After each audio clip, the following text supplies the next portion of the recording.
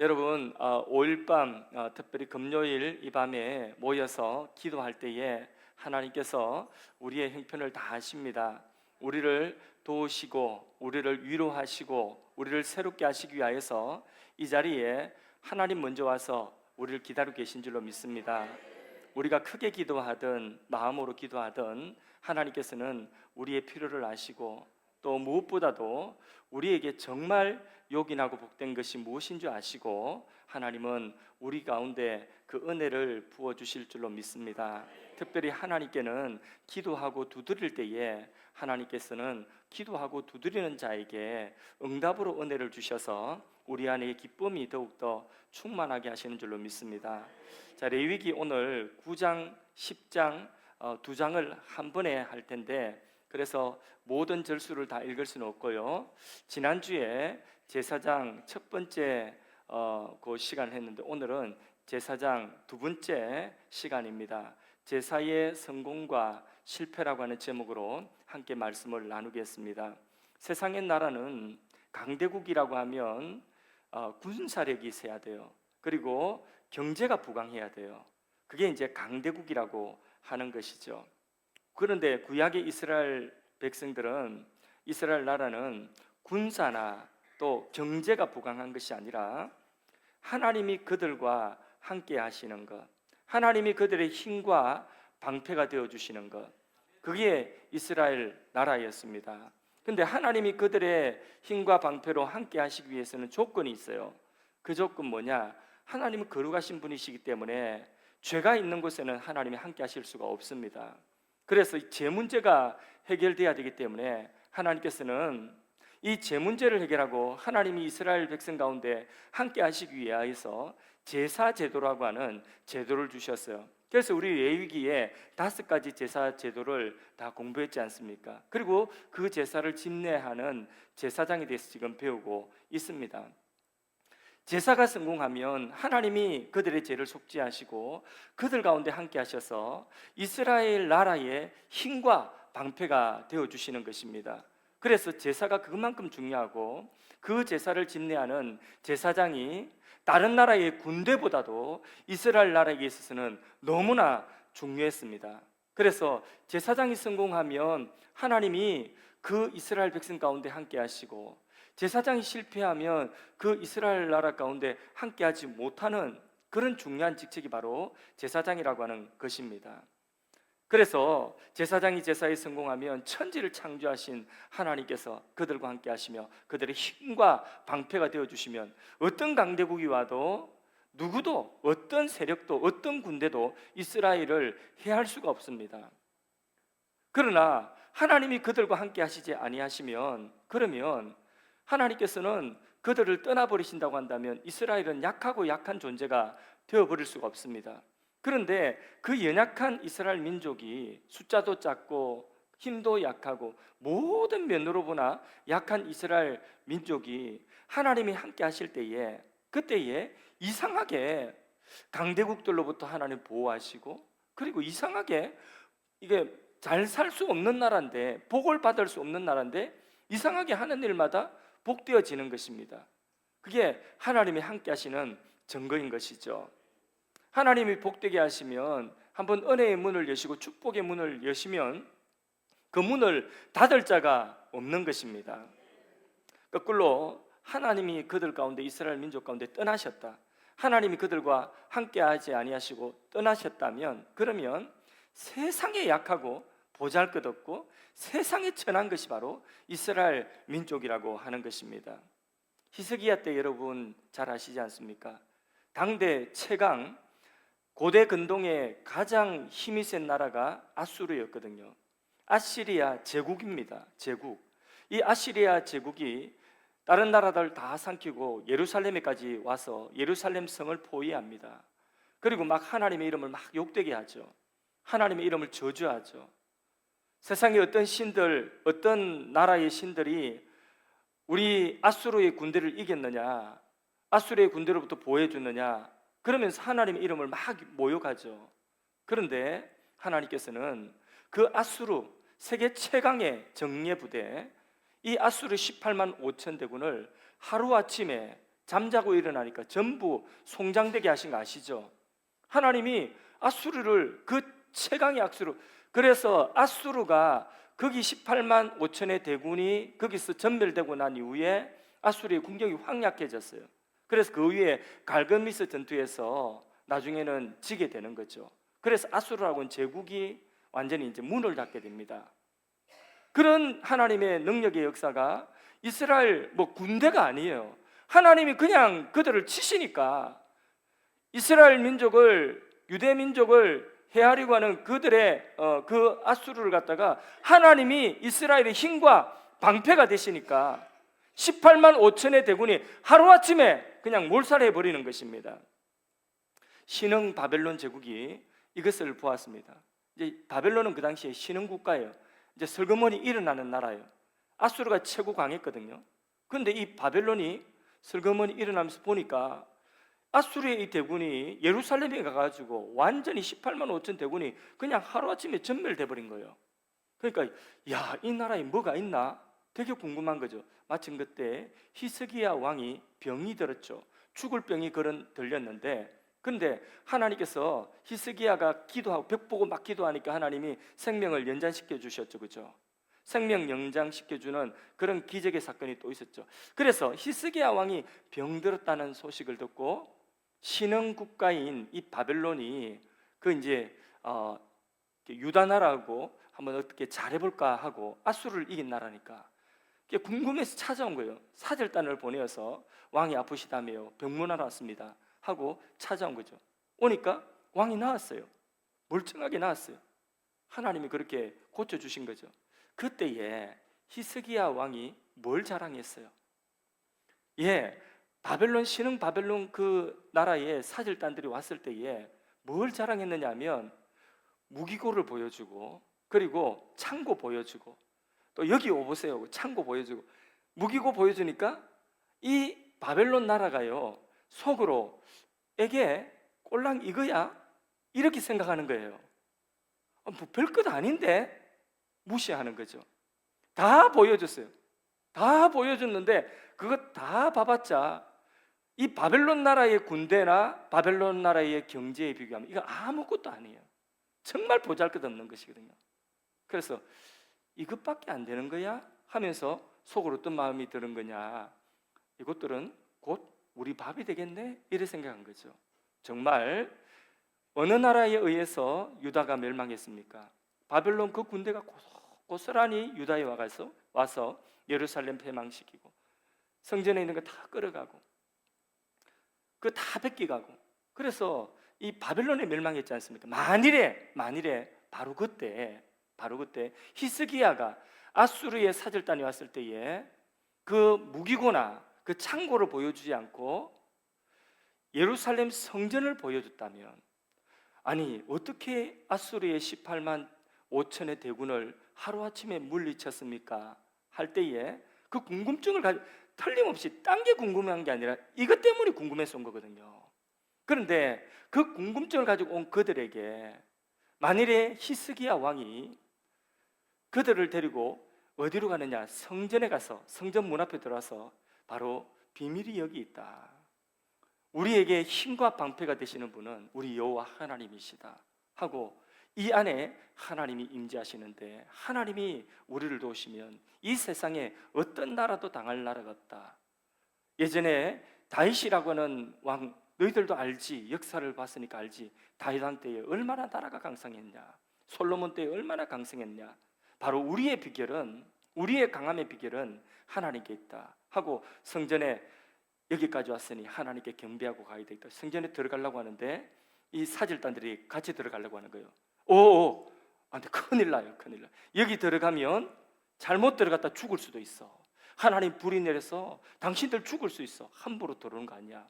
이러면서 이방인들은 들어올 수 없다고. 그리고 딱 히스기야가 그 안에 예를 같이 하나님께 경배하고 높이고, 거기서 찬양대가 찬양하고 막 하나님을 높이는 찬양을 아주 우렁차게 하고, 그 성전에 임하시는 하나님의 그 영광과 존엄함을 보여주었다고 한다면, 그러면 아마 이 그 고대의 시대에는 이게 신관이 있거든요. 신관, 어느 나라든지 신관이 있어요. 그렇기 때문에 야, 이들의 신 여호와가 대단하구나 하고 함부로 깔보지를 못했을 것이에요. 어떻게 상식적으로, 아니 그럼 군대를 안 썼단 말이, 하나님이 하루아침에 18만 5천의 아수르 군대를 하루아침에 하나님이 송장되게 하셨다. 근데 함부로 여기 성전에 들어가면 안 돼. 오, 그렇게 너무 그렇게 쳐다보지 마, 죽을 수 있어. 이랬다면 그들은 두려워했을 거예요. 그렇죠? 근데 꼴랑 보여준 게 무기고 창고 별것 아니거든요. 무시당하는 것입니다. 그러니까 무엇이 이스라엘의 힘과 방패입니까? 무기고입니까? 창고입니까? 그런 것 아니라는 거죠. 이스라엘의 힘과 방패는 하나님이십니다. 하나님이 그들과 함께 하시는 것입니다. 그러면 오늘 여러분들, 우리의 힘은 어디에 있습니까? 하나님이 우리와 함께 하는 것이 우리의 힘이요, 하나님이 우리의 방패요, 우리의 능력인 줄로 믿습니다. 우리 교회의 힘은 어디 있습니까? 우리 교회 경제에 있습니까? 우리 교회 성도님들의 숫자에 있습니까? 아니에요. 하나님이 우리 교회의 힘과 방패고 하나님이 우리 교회 가운데 임재하셔서 역사하시는 그것이 교회의 힘입니다. 교회 하나님이 역사하신 증거가 없어 보세요. 교회 하나님께서 역사하지 아니하시고 하나님의 영광이 떠나가 보세요. 이가 보시라. 하나님의 영광 떠나가 버리면, 그러면요, 교회 안에 우리들이 은혜로울 줄 압니까? 오늘 찬양하고 막 같이 뜨겁게 기도했는데 이런 것 있는 줄 압니까? 아니에요. 오늘 새벽에도 말씀드린 것처럼 은혜가 메마르고 하나님이 함께 하시지 아니하시면요, 우리의 속이 밴댕이 속 같아서요, 옆에 앉은 사람이 한 사람만 뭐 말해도 말 한마디도 우리가 품고 수용할 수가 없는 그런 연약한 자들이고, 그런 악한 자들이, 우리 죄인들이 모인 곳이 교회예요. 하나님이 역사하셔야지, 그래야지 이 교회 가운데, 우리 교회 가운데 하나님이 함께 하시는 그것이 우리의 힘이요, 우리의 방패인 줄로 믿습니다.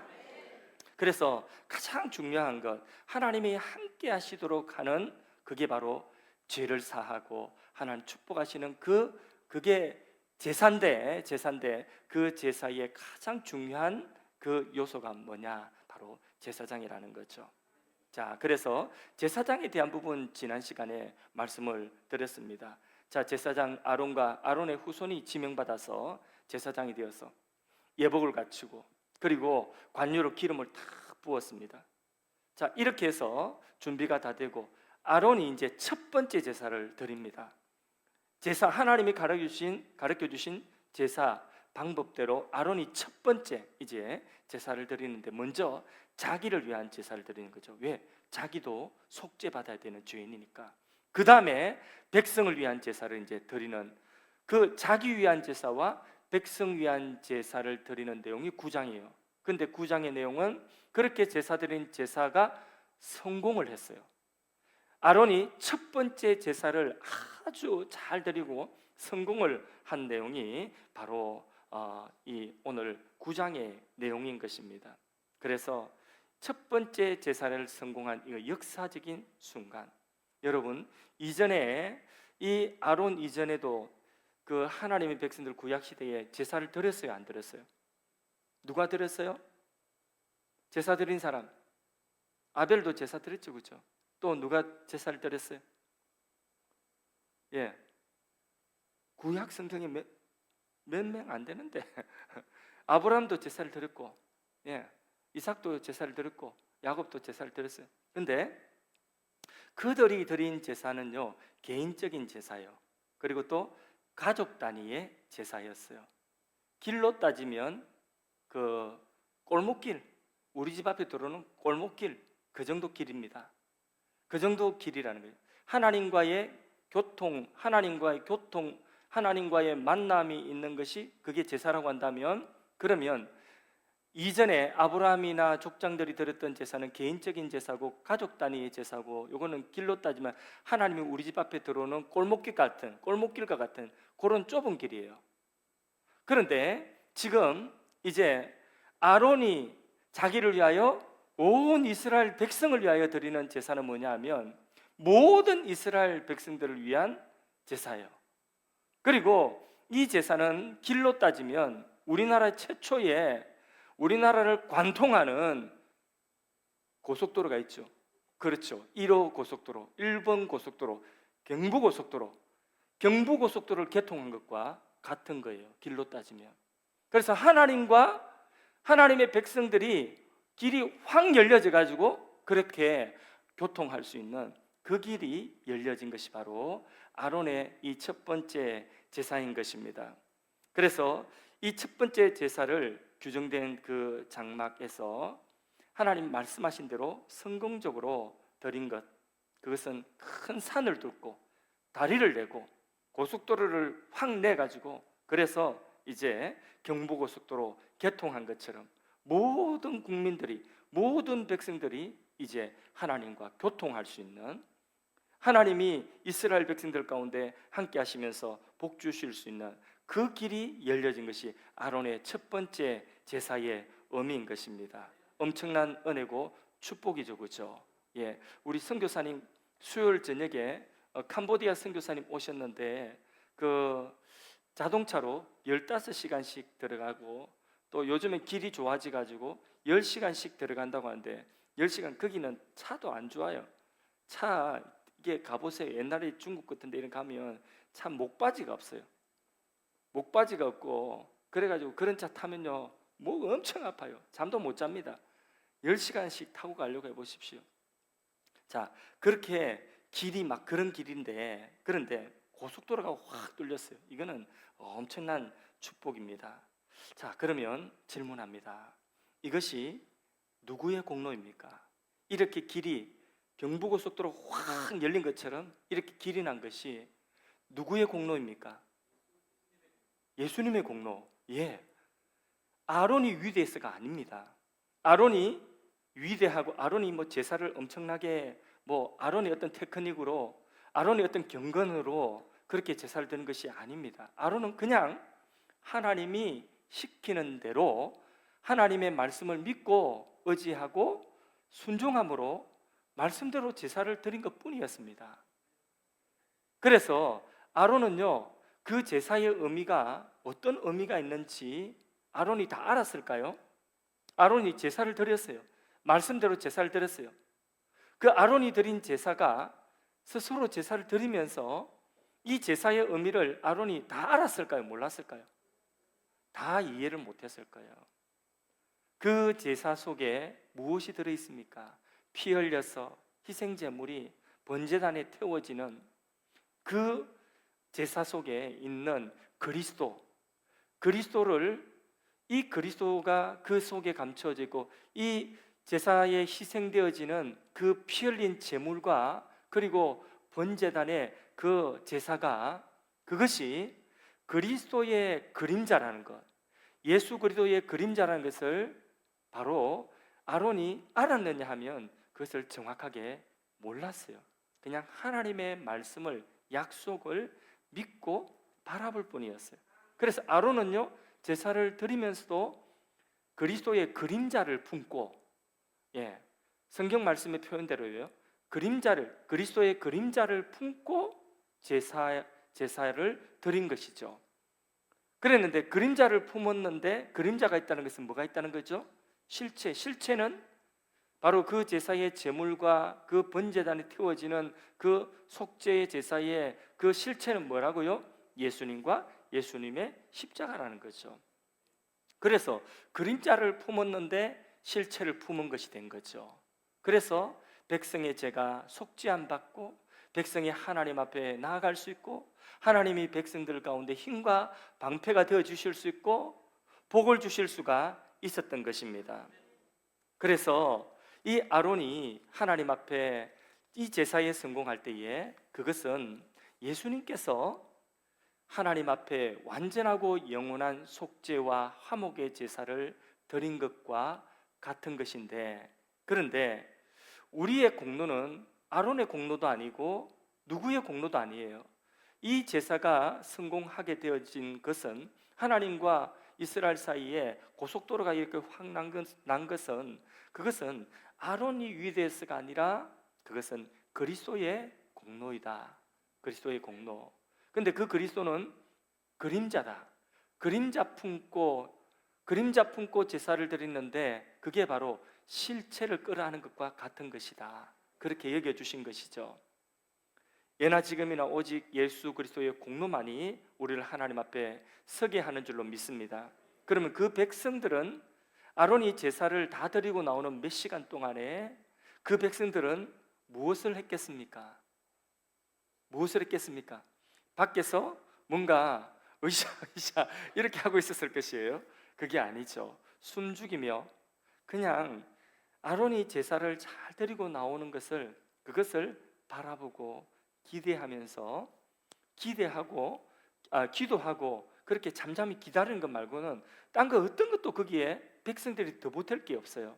김밥 먹고 하세요? 뭐 갈비탕 먹고 하세요? 뭐 전심 먹고 하세요? 이게 아니에요. 그냥 밖에서 잠잠히 모든 제사가 다 완료되어지고 아론이 첫 번째 제사를 처음 드린 제사거든요. 첫 번째 제사예요. 그래서 이건 한 번도 안 드려본 거예요.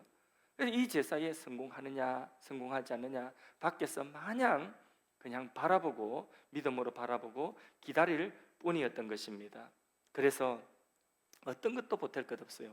모든 은혜는 그때에는 구약시대는 그림자지만은 실체 대신 예수 그리스도의 십자가의 제사, 그 제사로 하나님의 모든 은혜는 우리에게 임하는 줄로 믿습니다. 하나님의 모든 그 힘과 방패 되심과 축복이 바로 예수 그리스도의 공로로 우리에게 오는 것입니다. 모든 은혜는 예수님의 공로로 우리에게 온다 하는 것을 꼭 기억할 수 있기를 바랍니다.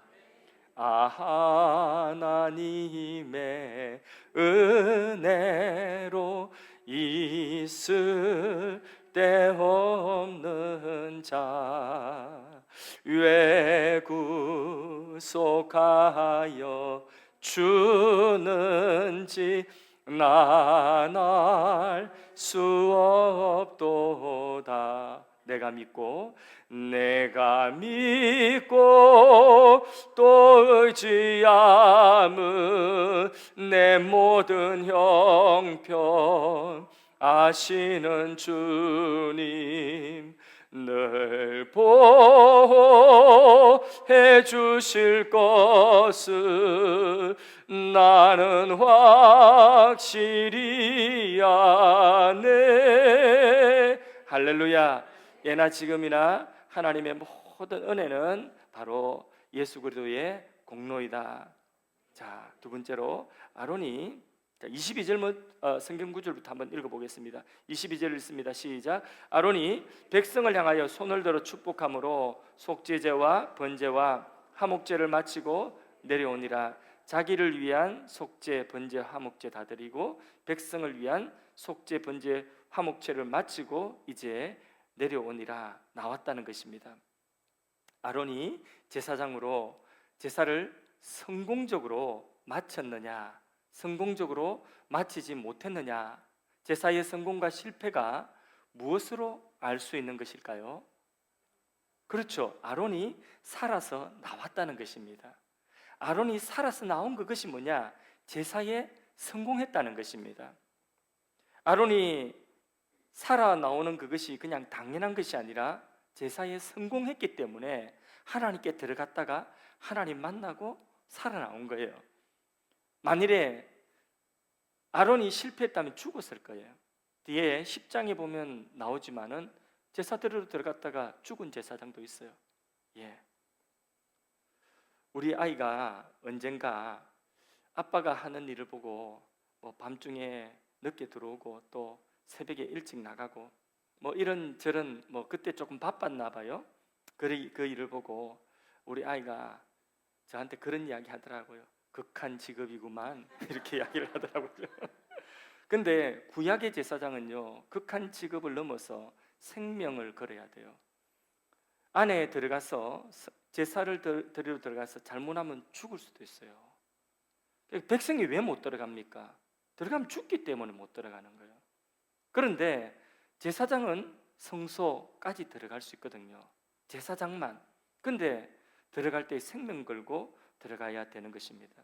아론이 죽지 않고 살아서 돌아왔다는 것은 모든 제사를 하나님이 받으셨다 안 받으셨다? 받으셨다는 것입니다. 이것은 무엇을 예표하는 것이겠습니까? 예수님께서 십자가에서 못 박혀 죽으시고 무덤에 장사 지낸 바 되셨다가 사흘 만에 다시 살아나오셨죠. 예수님의 부활은 무엇을 의미하는 것일까요? 예수님의 십자가의 그 제사, 영원 단번의 제사가 하나님이 받으시는 제사가 되었다는 거죠. 하나님의 완전한 공의를 만족시켜주고, 그리고 우리의 죄를 속죄하시고, 하나님께서 믿는 우리에게 하나님이 되셔서 힘과 방패가 되시며 모든 은혜와 축복을 주실 수 있는 우리의 하나님이 되시는 그런 제사를 예수님께서 속죄의 제사로, 화목의 제사로, 번제의 제사로 예수님께서 다 완성하시고 하나님이 그 제사를 받으셨다는 뜻으로 예수님은 죽음에서 다시 살아나셔서 무덤 문을 열고 나오신 것입니다. 아론의 첫 번째 제사에 아론이 그 제사를 드리고 거기서 살아나왔다는 것은 바로 예수님께서 영원한 제사를 대제사장이 되셔서 완성하시고 하나님 그 제사를 받으시고 이 제사가 하나님께 연락되어 받아들여졌다는 그것을 미리 보여주는 예표가 된 것입니다. 그래서요, 이 첫 번째 제사의 성공은 너무 중요한 의미가 있는 거죠. 만약에 예수님께서 십자가에 그 희생의 제사를 드리실 때에 그 십자가에서 예수님 제사 드리는 가운데서 밑에서 하도 사람들이 깐죽거리서 하면서 막 예수님 조롱하고 막 너무 화가 나게 하는 거예요. 예수님께서 거기에서 화가 너무 나가지고 분노하셔서 그 중에 있는 한 사람에게 화를 버럭 내셨다, 저주하셨다. 그렇게 된다면요, 그 제사는 하나님 받으시는 제사가 안 되는 것입니다. 마음속이라도 자기를 정죄하고 자기를 비난하고 못 박는 그 사람들을 향하여 어제까지 떼어준 그 기적의 떡을 먹어놓고는 이제는 십자가에 못 박아달라고 외치는 그 정말 배신한 그 사람들 향하여서 예수님께서 마음속에 미움의 감정 조금이라도 가지고, 아니면 로마 군인들에게 뭐 한 번이라도 예수님께 저주라도 한마디 했다면 예수님의 제사는요 완성될 수가 없어요. 하나님 받으시는 제사가 안 됩니다. 예수님은 예수님의 세포 하나까지도, 마음 조직 하나까지도 온전히 하나님 앞에 제물이 되신 것이에요. 그렇기 때문에 예수님께서 그런 제사를 하나님이 받으셨다, 예수님의 제사가 성공했다 하는 표로서 예수님께서는 부활로 그 예수님의 완전한 제사의 증거가 되신 것입니다. 할렐루야. 아론은 제사를 마치고 나와서 대제사장으로서 이스라엘 백성들에게 손을 들고 축복하였습니다. 아론이 이스라엘 백성들에게 축복한 그 말씀의 축복의 내용이 어떤 내용일까요? 여러분, 아론이 뭐라고 축복했을까요?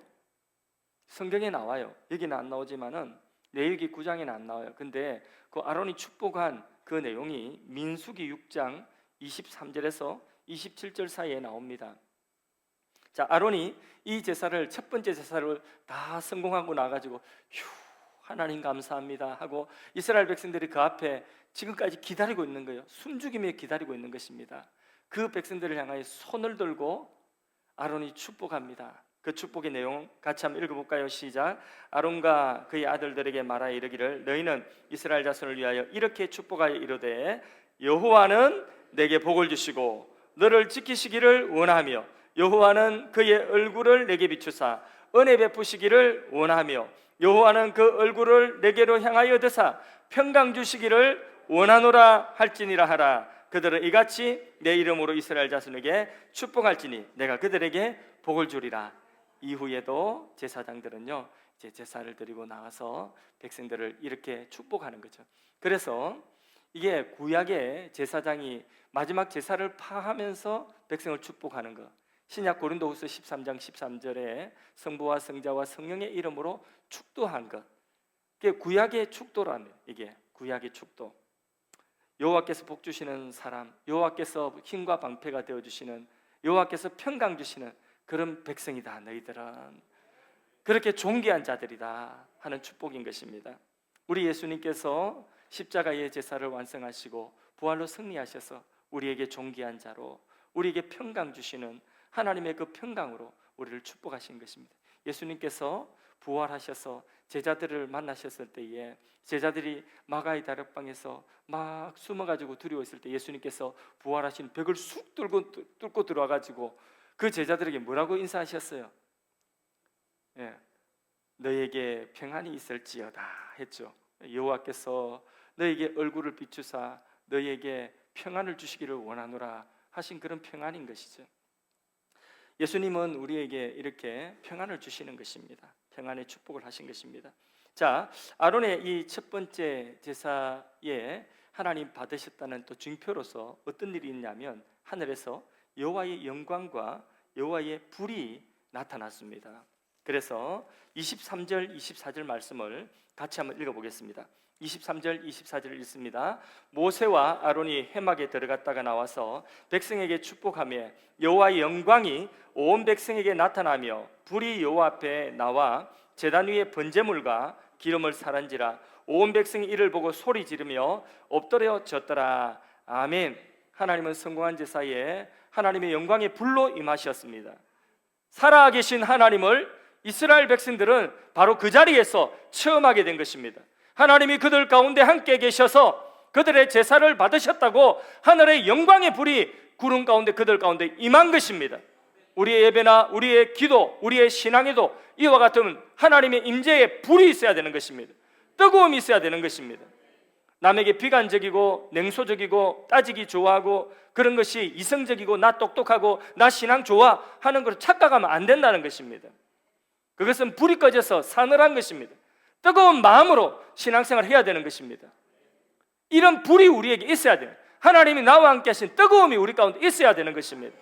예배 가운데 뜨거움이 있어야 되는 것입니다. 기도 가운데 뜨거운 간절한 마음이 우리 가운데 있어야 되는 것입니다. 영혼을 향하여 뜨거운 마음이 있어야 되는 것입니다. 이런 마음으로 우리가 하나님 앞에 찬양 인도도 하고 성가대도 쓰고 모든 봉사도 해야 되는 것이죠. 이게 아니라 우리가 뭐 하나 머릿속에 자꾸 계산하고 따지고 저 사람 잘못하나 저 사람 잘못한 것 아닌가 뭐 이게 옳고 저게 그러고 자기 똑똑한 것 같고 신앙 좋은 것 같아도요, 그런 모든 비판적인 것들은요 그것은 은혜가 식어서 그래요. 우리의 마음 가운데 하나님의 영광의 불, 임재의 불이 임하면요 우리 심령이 뜨거워지는 것입니다. 사소한 것에 목숨 걸지 않습니다.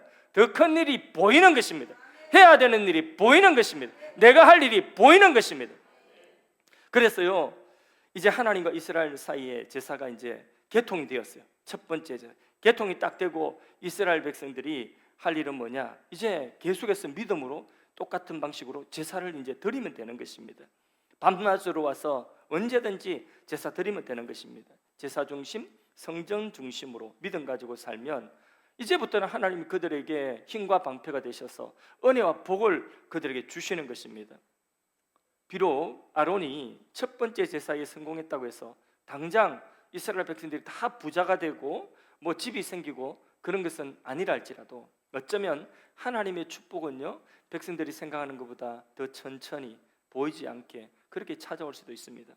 그러나 필요한 때는 반드시 하나님께서는 매일매일 보이지 않는 이슬비와 같은 은혜로, 또 정말 필요할 때는 소낙비와 같은 은혜로 하나님 은혜를 부어주시는 것입니다. 여러분에게 소낙비가 필요하면 소낙비 부어주시고, 소낙비가 필요 없어도 괜찮으면 매일매일 일상에 이슬과 같은 은혜로 하나님은 백성과 함께 하시는 줄로 믿습니다. 자, 여기까지 9장의 내용이에요. 9장 제사의 성공, 아론 제사의 첫 번째 제사의 성공. 10장에 가면요 그 제사가 항상 성공한 것은 아니에요. 실패한 제사가 또 예정으로 나오고 있습니다. 우리 10장 내용 다 읽을 수 없고요 10장 1절 2절만 보겠습니다. 1절 2절만 보겠습니다. 나머지 부분은 집에 가서 읽어보십시오. 10장 1절 2절을 보겠습니다. 아론의 아들 나답과 아비후가 각기 향로를 가져다가 여호와께서 명령하시지 아니하신 다른 불을 담아 여호와 앞에 분향하였더니 불이 여호와 앞에서 나와 그들을 삼키매 그들이 여호와 앞에서 죽은지라. 죽었다는 불이 나와가지고. 제사장은 성소까지 들어가야 됩니다. 물론 대제사장은 1년 1차 지성소까지 들어가지만은 매일매일 드리는 제사는 성소까지 들어갑니다. 성소에 분향을 하는데 향을 피우고 그리고 불과 그리고 떡을 감금하는데, 근데 가장 중요한 것은 성소에 들어가서 분향하는 거예요. 분향은 요한계시록의 말씀처럼 성도들을 위한 기도예요. 기도. 예, 기도의 향이에요. 분향을 하는데 분향할 때 불이 필요하죠. 근데 그 불을 반드시 어디서 가져가야 되느냐면 번제단에서 그 불을 떼가지고 향로에 담아서 들어가서 성소에 들어가서 그 분향을 해야 되는 것입니다. 근데 나답과 아비후는 다른 불을 사용했어요. 다른 불을 사용하다가 갑자기 지성소에서 여호와의 불이 확 나가 삼켜버리는 거예요. 그래서 두 사람을 덮쳐서 그 불에 두 사람이 적사했습니다. 그 자리에 아론의 두 아들은요, 제사 드리러 들어갔다가 제사 잘못 드려가지고 제사에 실패했어요. 죽었단 말이에요. 그 자리에서. 무섭지 않습니까? 이들이 왜 다른 불을 사용했을까요? 그런 생각 안 해보셨어요? 왜 다른 불을 사용했을까요?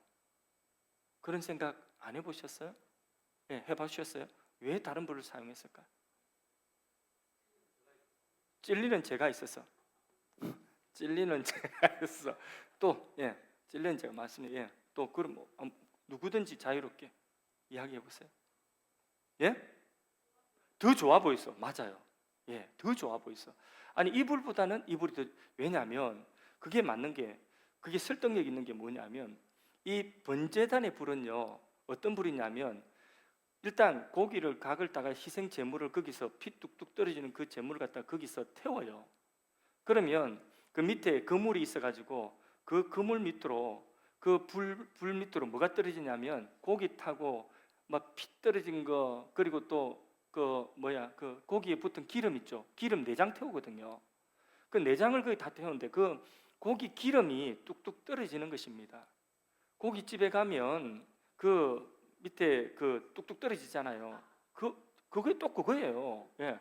그걸 그 불을 가지고 가는 그것보다도, 그건 또 끄집어내기도 힘들기도 하고, 뭐 기름 붙어 있는 그 시큼한 그 불보다는 자기가 생각할 때에 그냥 편안하게 좀 더 깨끗한 불, 참숯으로 참숯으로 가져가면 훨씬 더 좋지 않겠나?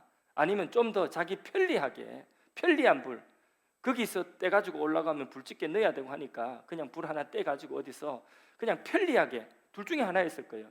자기 생각에 더 깨끗한 불이라고 생각했든지, 아니면 자기 떡이 편한 불이라고 생각했든지, 둘 다 무엇을 어긴 거예요? 하나님의 명령을 어긴 거예요. 자기 생각이 하나님 말씀보다 앞선 거죠, 그죠? 하나님 말씀보다 자기 생각이 더 옳다고 생각했기 때문에 이게 다른 불이 된 거죠. 그래서 하나님께서는 그 제사 안 받으시는 것입니다. 받지 않으시는 것입니다.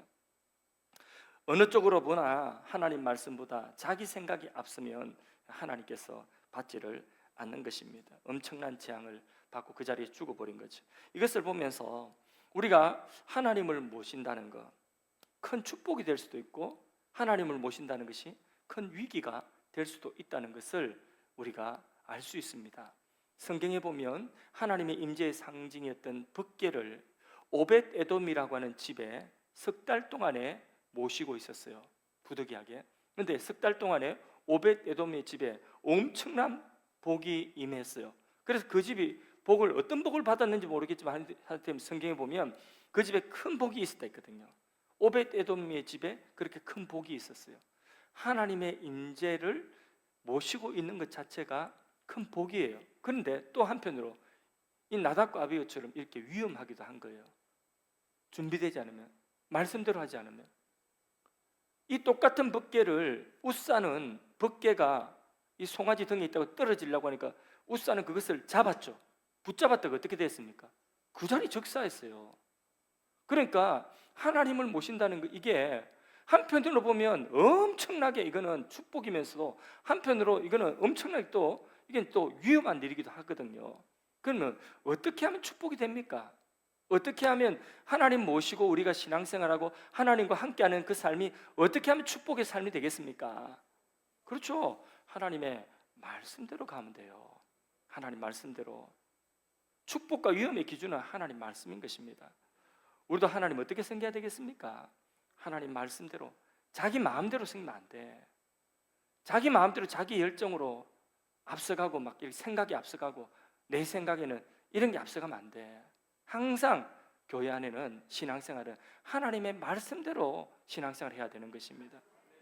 예배도 오늘 우리 예배 드리는데 예수님 예배 어떻게 드리라고 했습니까? 네 열정을 다해서 드리라고 했습니까? 네 생각 네 생각이 옳은 대로 예배 드리라고 했습니까? 어떻게 예배 드리라고 했어요?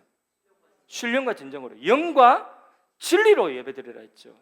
성령 안에서 진리로 하나님의 말씀대로 예배를 드려야 하는 거예요. 그럴 때 하나님께서 받으시는 예배가 되는 것입니다. 우리의 열정이 앞서는 것도 아니에요. 우리의 지혜가 우리의 생각으로 뭘 좀 더 이렇게 하면 더 나을 것 같다, 그런 것이 아니라는 것입니다. 영과 진리로 하나님의 말씀대로. 그러면 마지막, 여러분 질문 하나 하겠습니다. 마지막 질문입니다. 그러면 왜 하필 그 번제단에 기름때 묻은 그 불을 사용해, 그 숯불을 사용해서 분향을 해야 됐을까요? 왜 하필 번제단에 그 불이어야 했을까요?